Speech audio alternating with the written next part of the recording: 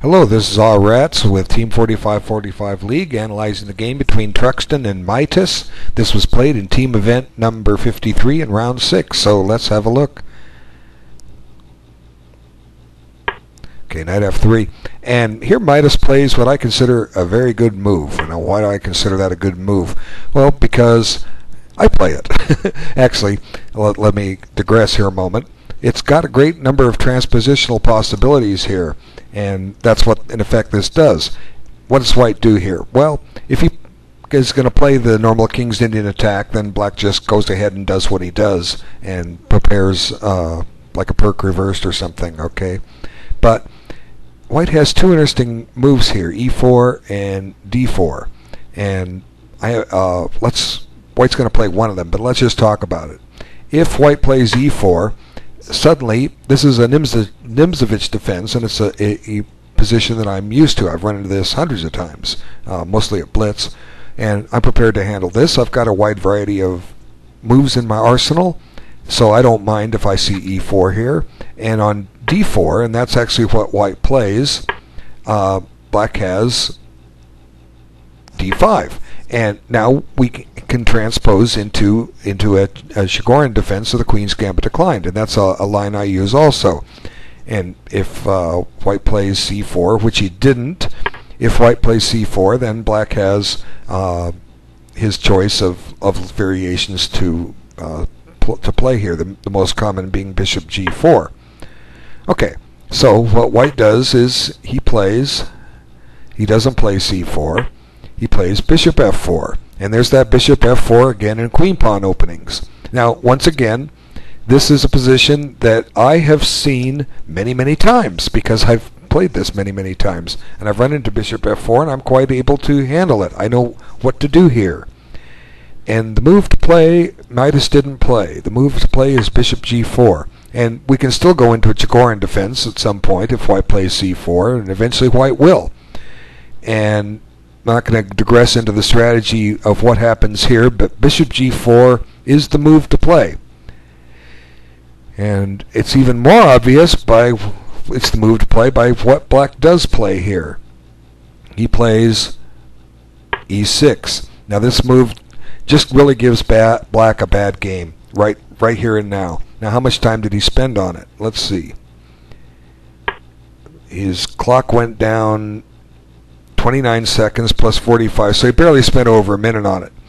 But I always stress development, and why would black want to shut his bishop in? Okay, so black is playing this position now with two strategic disadvantages. Number one, his knight on c6 is blocking the c-pawn, and the critics of the Chigorin defense back when it was originated over 100 years ago said you're blocking your c-pawn, and most Queen's Gambit positions, black ends up pushing that pawn up to c6, whether it be a main line or Queen's Gambit declined or a Slav defense. It's something that black usually needs to do. And because that knight is on c6, it's blocking it. But theorists have proven that there are many reasons that you don't need to worry about that pawn being blocked. Black can do quite well in a whole bunch of other ways out of this opening. But here, black's just voluntarily shutting his bishop in. Now, it doesn't lose the game, but it just gives him a game that's going to be a little tough and suffocating. Okay, so let's move forward and see what white does. And he plays e3, which is totally logical. He is working on his development. Got to get the king-bishop out so he can castle. And let's see how black develops. Okay, so bishop d6. Now, I guess this was black's plan. That's why he played e6. He wanted to trade that bishop off, but he could have done this after developing his bishop to g4. That's the big difference. So there was no rush to do this. And here, it's even magnified that white wants to trade that bishop or drop it back to g3. There's two logical moves here. I think dropping it back to g3 is the better move, and black is okay here if his bishop is out on g4, which it isn't. But let's just move on. And this is interesting. White, I'm always of choice of bishop g3, but bishop e2 basically says, yeah, I'll accept a double pawn, but I'm going to have access to good access to e5 that I might not necessarily have otherwise. Plus, I'm going to have a half-open e file, and maybe white wants to push f5 at some point with that pawn. Well, let's just see what happens. Okay, so black says double your pawns, but this, I think, in a way kind of plays into white's hands. Now let's look at it structurally. Even though it's a double pawn, then theoretically it's weak and nothing's guarding it, what's attacking it? Well, the only thing that can attack it is the queen on d8. It's going to take a while to get another attacker on it. Well, knight f6, knight h5, but white can always cover f4. g3 will cover it. And most importantly, white has the e5 square here. That knight can go into e5, and if black takes, white will take back with the f pawn. And just imagine that in your mind. Well, it's black's move. Just imagine that in your mind. And here, I'll show it to you. And just look how clumsy the black position is getting. Okay, here white has nice pawns on d4 and d5, or d4 and e5, the opposite color of his bishop. Black is kind of playing a French defense now, with a few drawbacks. What are the drawbacks? Well, his bishop on c8 isn't developed, and it's not getting developed very conveniently. So black also doesn't have, well, I guess he could play c5 here.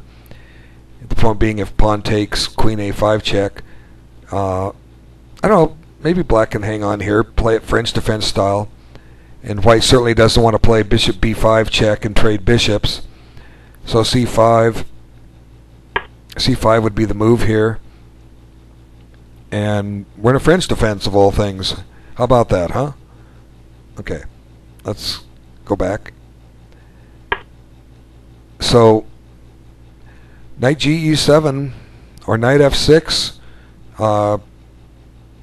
might have been a good move here for black.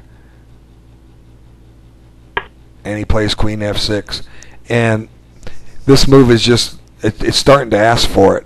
It's got a double threat, but really, what have we talked about in a lot of these videos? That if one side goes material grabbing early in the game without their development and trying something that just simple developing moves will prevail. You get your pieces out, you get active, and you can just turn these attacks against these premature attacks against the opponent, and it's very clever what Truxton does. Okay, queen d2. Okay, actually it wasn't a double attack on d4. I'm kind of blind, but my point is Truxton's just getting his pieces out and he's holding on. He's preparing knight e5. Like I say, that's coming, and black's not going to stop it. Okay, so now knight ge7. Now, one drawback with knight ge7 is that it takes the flight square away from the queen, and that's going to become very important here in a minute or two. It might have been better to have played knight h6, but he didn't. Okay, now knight c3, just continuing development. Now white is taking his time, which is good. We're still in the opening, and now maybe here black is thinking about castling long or short. You can go either way. Maybe he's not sure what white's going to do, and there white goes long.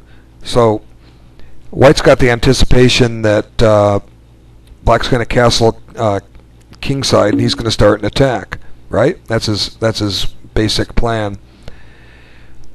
So what's black do here? Which way should he castle? Which side of the board should he castle on? What I'm thinking of as an interesting candidate move for black is knight f5, and the reason I would say that is because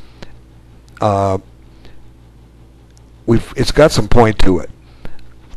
It does have a little bit of pressure on the center on d4, but it also, if white tips his hand a little bit, say he wants g4, well, maybe not. We don't have this. It's not. They're not taking on f3 with check. This is a maneuver a lot of times in various positions. Now g5, I think, just wins a piece.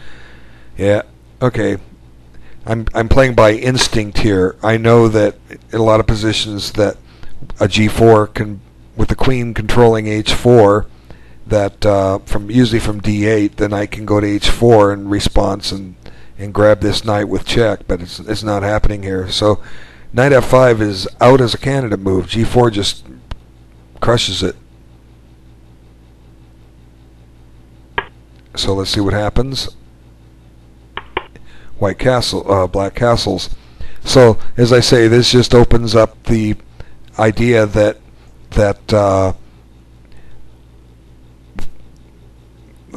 black wants to attack on the queen side and white wants to attack on the king side. But let's talk about it for a second. I think casting short was the mistake, and let's talk about it for a second. Let's just take the black king off the board. Let's just pretend he's not there. We're not going to. By that I mean we're not going to be getting checkmated. Okay, we're going to try to checkmate white.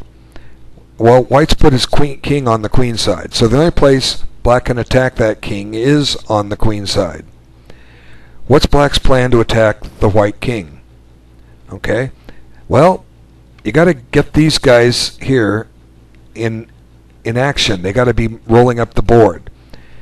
You got to make some open lines somehow, somewhere. And right now, the white pawn structure hasn't budged. White didn't weaken his pawns in any way, shape, or form. We've got to be occupying squares. Okay, C4. Can we get to C4 conveniently? We'd love to have a knight on B6 and A5, but that's not immediately feasible. We can get there by knight C8 to B6, knight to A5, and then knight to C4, then start running the B pawn. Then we got some semblance of an attack. How many moves is that? Okay, well, 1, 2, 3, 4, 5, 6 moves. Well, white gets 6 moves too. And as I said earlier, I said, imagine the black king off the board. Well, he can't be off the board. He's got a castle king side, which he did. And it took black 6 moves to set that position up. Now let's give white 6 moves. Isn't that fair? What can white do? 1, 2, and 3 comes with a tempo, right? The queen's under attack. So that's a free moves. White still has 4 more moves to get something going. There's H4, that's the 3rd move, 4th move, 5th move, and 6th move. So let me illustrate. Let's play those moves out. We will ignore any win of a piece, any win of a material. Let's just show those moves where both sides do their thing. I'm going to play both those plans from this position, and if they're bad moves, we don't care. We're just going to try to set these things up. Okay, it's white's move, right? Okay, first move. Okay. Now, as I said, G5 comes with tempo, so that's a free move. Okay. Now H4. Here we go. And I gave this move, right? Now here comes another move with tempo. And I was talking about H6. Do we want to play H6? Let's just play it. Okay? Now what's black going to do? Well, he's going to go about his business here. Right? Now, it's still white's move. It's white's move. Now, forget about any kind of good moves that are on the board. We're just trying to demonstrate what's happening. Now, the queen's under attack, so let's deal with it. Let's bring the queen back here. Now comes B5, finally. Now, whose game do you like better here? Let's forget the fact there may be an immediate win for white, which there probably is. But whose attack looks more dangerous? Well, white's does, because his is farther along. White's got both his rooks in play, right? They're both bearing down on the king. Neither the black rooks have done it yet. I spent all that time setting this up. I got the minor pieces to some good squares. Now, granted, you didn't have to maneuver those knights as much. The rooks could do some things, but what else would be attacking?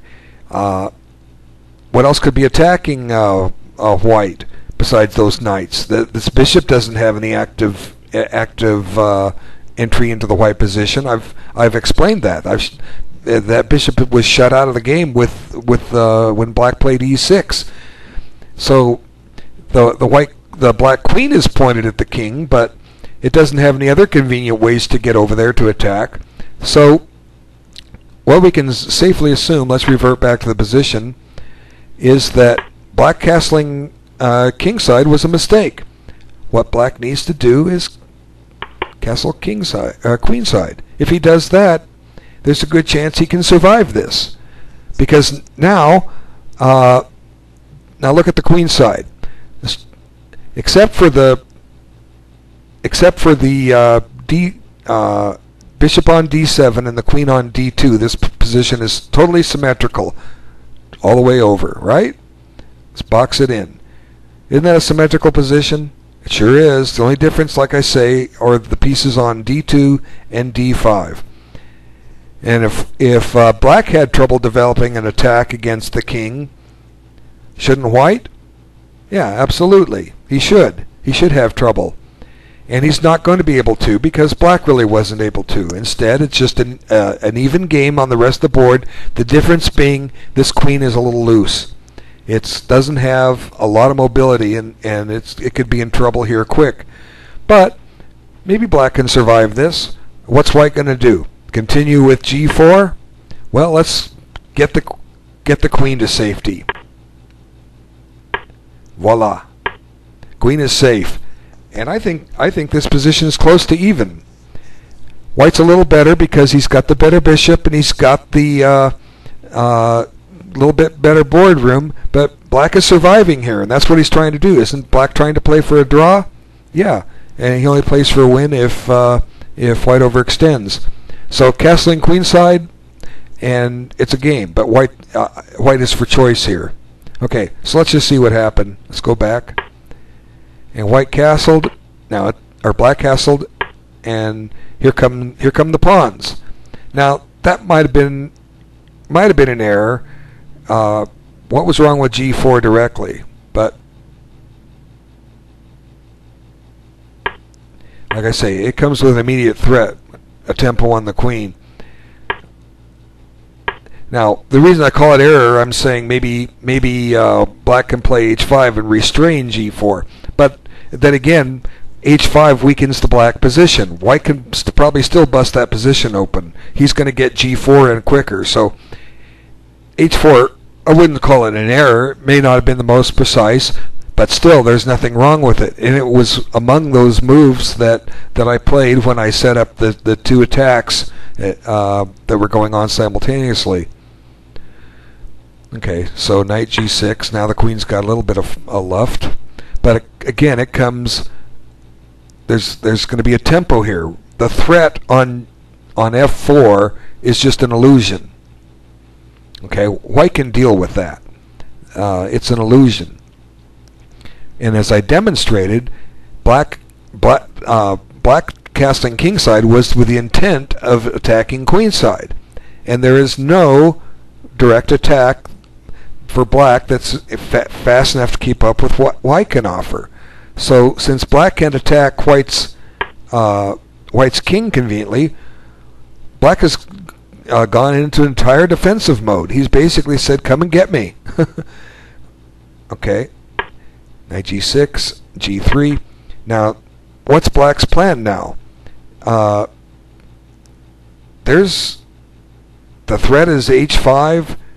There's just so many good moves for white here, so many good plans. What's black do? He's just starving for activity. He's if he wants to shift his focus back to attacking on the queen side, it's not going to happen. It's going to take too long to get those knights maneuvered over there. So this knight may end up having to go back to h8. You know, I'm trying to get if you want to attack queen e7 with the idea of queen b4, throw the queen over there, but that comes at a price. The price is, hi, Mr. Knight, go sit on h8, and I'll just continue my attack.